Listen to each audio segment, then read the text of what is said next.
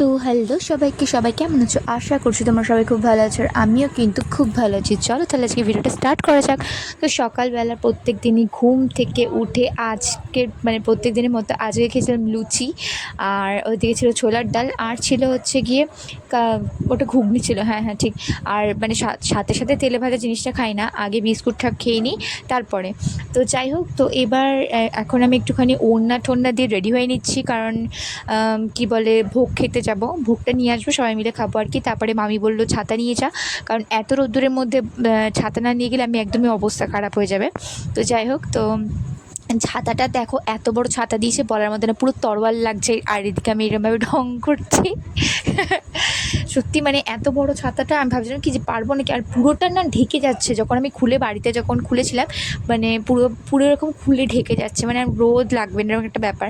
আর তারপরে এই ছাতাটা যখন নিয়ে আসছিলাম, তখন একবার রোদের আলো যখন পড়ছে ছাতাটার উপর, একবার আমাকে লাল লাগছে, একবার নীল লাগছে। তো ফাইনালি আমার আসল দেখা গেছে আমার।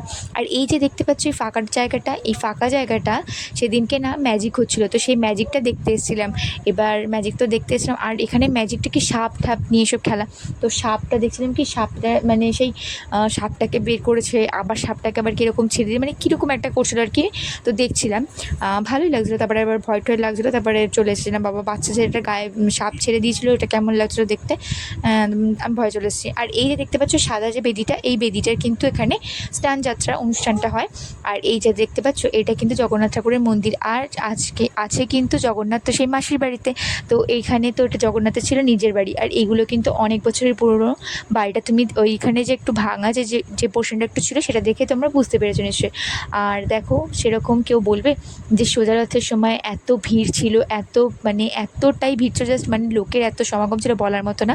আর এই রাস্তা দিয়ে যাচ্ছি, আর জগন্নাথের মন্দিরটা এটা তো মন্দিরটা ছিল, জগন্নাথের যে মাসির বাড়ি বলছে সেটা কিন্তু এই রথের পেছন দিয়ে যেতে হয়। তো আমি দিদিমার সাথে এসেছিলাম, তো এবার ভাবলাম যে চলে আমি একটুখানি যাই, দিই তোমার সাথে একটুখানি ভিডিওটা শেয়ার করি, সেই জন্য। আর আমি ভাবতাম কি যে রথটা যদি আর একটু বড়ো হতো তো ভালো হতো। রথ তো এমনিই বড়, এতটাই বড় যে ওখানে দেখতেই পাচ্ছ বাড়িটা কত বড়, বড় রয়েছে ঘরটা করা। তারপরে আর যদি বড় করে তাহলে এবার কী করে হবে, তাই না? যাই হোক, তো এখানটার জন্য দেখছিলাম। আর বেশ রোদ্দুরটাও ভালো দিয়েছে। আর সোজা রথে ভেবেছিলাম কি এবারে প্রচণ্ড বৃষ্টি হবে, যেরকমটা হয় আর কি। তো অনেকবারই যতবার এসেছি ততবার ভিজে কাদার মধ্যে প্যাচ প্যাচ করছে, ওই অবস্থায় রথ টেনেছি। ভীষণ মজা হয়েছে সত্যি কথা বলতে। হ্যাঁ, ওই যে বৃষ্টির মধ্যে যে ছেড়ে চলে গেছে অনেকে, ওরকম কোনো কথা নাই। বৃষ্টির মধ্যেও কিন্তু অনেকে রথ টেনেছি, অনেক আনন্দ করেছি, অনেক হই হুল্লোড় করেছি। আর সবথেকে বড় কথা জানো, যতবার মা বাড়িতে এসে আমি রথ টানতে এসেছি, তখন তো জুতো খুলে যেতাম না আর কি। একবার যখন যেত তখনই চলে যেতাম, আর সন্ধ্যেবেলা যেতাম না বৃষ্টির মধ্যে, সেই কারণে। যতবারই রথটা টানতে যেতাম, যখন ততবারই মামির জুতোটা খুলে বাড়ি নিয়ে চলে এসেছি, এরকম একটা ব্যাপার। ঠিক আছে, এরকমই হয়েছে। আর এদিক থেকে দেখতে পাচ্ছ আমি হাঁটতে হাঁটতে চলে এসেছি, আর এদিকে অনেকে বসে খাচ্ছে, আবার অনেকে নিয়ে যাচ্ছে। গরমের মধ্যে তো ওখানে বসে খেলে প্রচণ্ড, আর তার মধ্যে গরম গরম খিচুড়িটা দেবে, ঠান্ডাও তো দেরি আছে তাই না এখান থেকে। সেই কারণে অনেকে বসে খেয়ে নিচ্ছিলো, আবার অনেকে নিয়ে যাচ্ছিলো। আর এখান থেকে তো ওরা যাচ্ছে, দেখতে পাচ্ছ ওরা বাড়ি নিয়ে চলে যাচ্ছে খাবার। আর এইটা হচ্ছে জগন্নাথ ঠাকুরের মাসির বাড়ি, এটাও কিন্তু অনেকটাই পুরনো।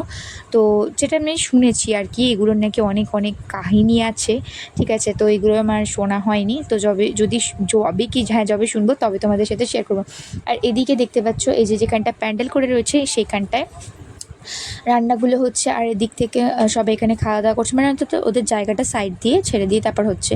আর এখানে ওরা ফটো তুলছিল, ভিডিও করছিল আর কি। আর তারপরে এখানে দেখতে পাচ্ছ কত খাবার, ওরে বাপরে। আর সত্যি কথা বলতে খাবারের মধ্যে কী কী ছিল আমি তখনও যাইনি, আমি তখন দিদমা খাবার নিচ্ছিল। আর তার আগে আমি এখানে ঢুকছিলাম। আর এই যে এখানটা দেখতে পাচ্ছ, এইখানটা কীর্তন হচ্ছিলো। আর তারপরে ওদের যেহেতু টাইম হয়ে গেছে, তারপরে ওরা চলে যাচ্ছিলো। আর এইখানটা এই দেখো, এইখানে আমি জানি না জগন্নাথ ঠাকুরটা কষ্টি পাথরের কিনা, কিন্তু বাকি যেগুলো আছে সব কিন্তু কষ্টি পাথরের। আর এখানটা পুরো অনেক বছরের পুরনো, যেমনটা তোমরা দেখতে বুঝতে পারবে। আমি এখানেও জিজ্ঞাসা করে নিয়েছি যে ফটো বা ভিডিও তুলতে দেওয়া যাবে, তো বলছে হ্যাঁ হ্যাঁ ঠিক আছে, অসুবিধা নেই। আর এই দুটোকে দেখে আমি ভাবলাম কি এই জিনিসটা কী, তখন বলছে যে এটা ওইদিকে রাম সীতা রয়েছে, সেই কারণে এটা হনুমানজি।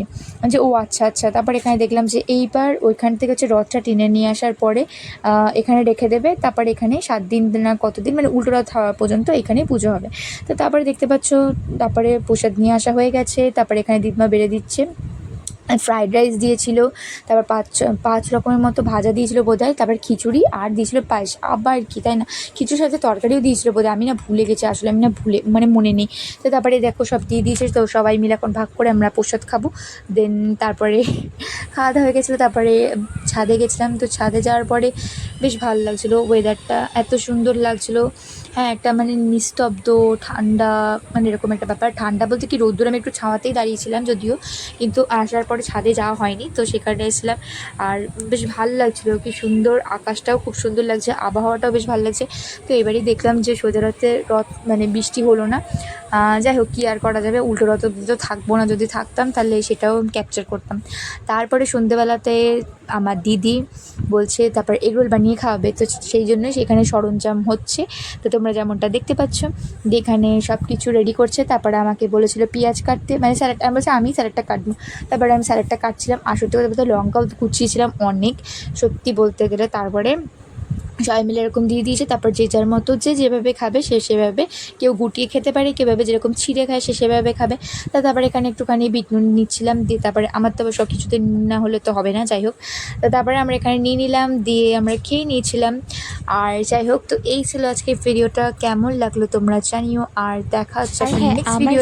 যদি ভালো লেগে থাকে তো অবশ্যই লাইক, কমেন্ট, শেয়ার এবং সাবস্ক্রাইব করতে ভুলো না। যাই হোক, সবাইকে love you so much, by.